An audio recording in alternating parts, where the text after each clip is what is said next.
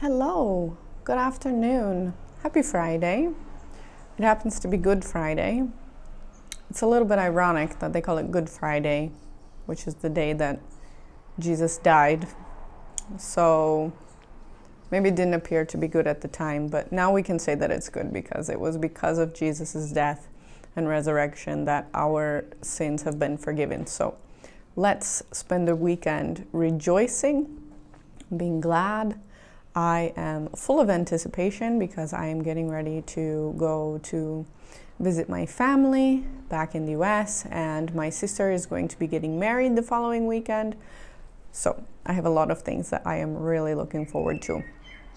But I wanted to talk about something that I discovered a little while back while reading in Matthew, and it really stood out to me. So I'm going to read to you from Matthew chapter 4. Starting in the very beginning, then Jesus was led up of the Spirit into the wilderness to be tempted of the devil. When he had fasted 40 days and 40 nights, he was afterward hungry. And when the tempter came to him, he said, "If thou be the Son of God, command that these stones be made bread." But he answered and said, "It is written, Man shall not live by bread alone, but by every word that proceedeth out of the mouth of God."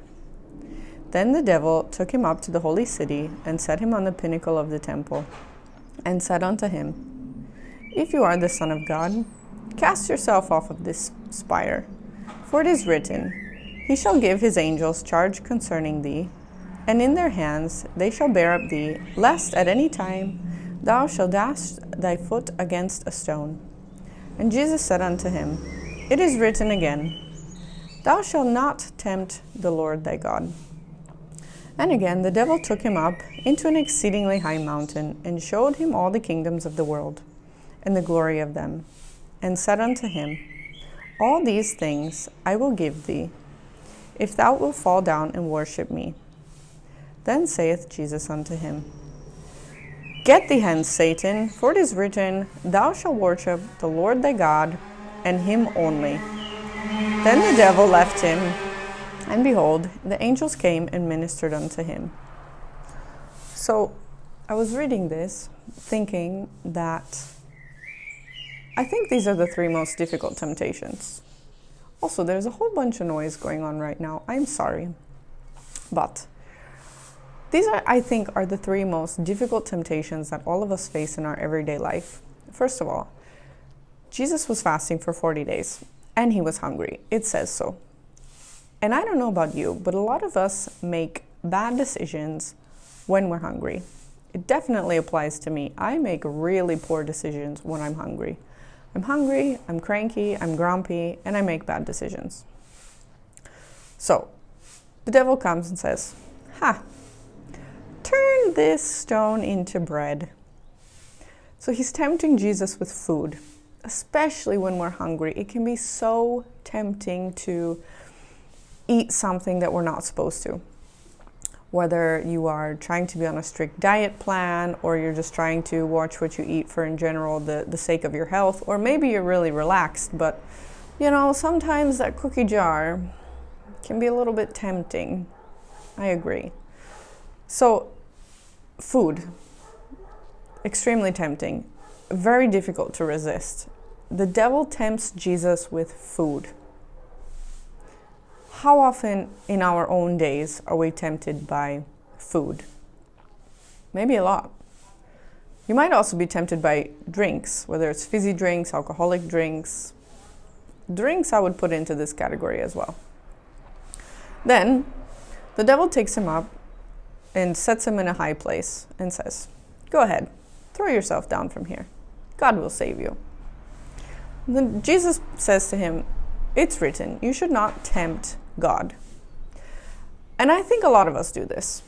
We make little sneaky deals with God. I even caught myself doing it this week. If I watch this online sermon and I read my Bible today, then maybe I will get lucky with some sort of things coming up regarding my flight.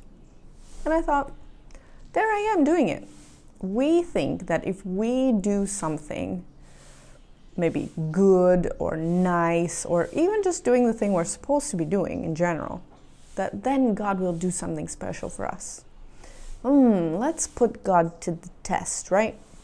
And I'm not saying for maybe new baby Christians that are like, God, if you're real, can you just please? And I think we all need that in some ways for our beginner walk with God, to have this real definitive proof of like, yeah, okay, this is real. But for those of us who've been on this journey for longer, if we continue to press God or to try to make deals with God, I don't think that's something that we should be doing. So that's the second biggest temptation. Trying to persuade God to do something for us if we are going to do something for God. But I don't think that's how it works at all. So that would be probably sin, or the temptation number 2, most difficult to face. Then there is, let's see here. The devil takes him up somewhere else on a high mountain and says, look at all of this. It could be yours. Just fall down and worship me. I will give you all the power, all the glory, as long as you fall down to worship me. Jesus says, no, you are only supposed to worship the Lord your God. What are you doing? Get out of here. And so power, I feel, is the third most difficult temptation to resist. I mean, look at Hollywood and politicians. We've got power, and maybe some of them have done some things that they shouldn't have in order to get into those positions. Maybe not all of them, but a lot of us are tempted to do bad things in order to gain power. Power and having authority, absolute power corrupts absolutely. And so if we are striving to become powerful, it's not good. Power is maybe the third most difficult temptation. So as I was reading this, that's kind of what I came to. Like, these are the most difficult temptations that we face. We are tempted by food. We're tempted to make deals with God to get what we want. And we're tempted with power, to have power and authority over others. And so I think that these are why the devil chose to test Jesus with these things, because these are things that we kind of go through in our everyday life, right? Especially food. Food on its own is extremely tempting. A lot of us eat way more than we should, things that we shouldn't.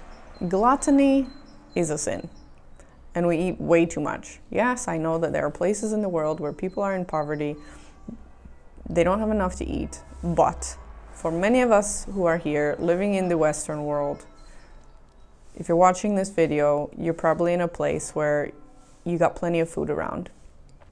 We're also in places where maybe many of us have pretty good lives.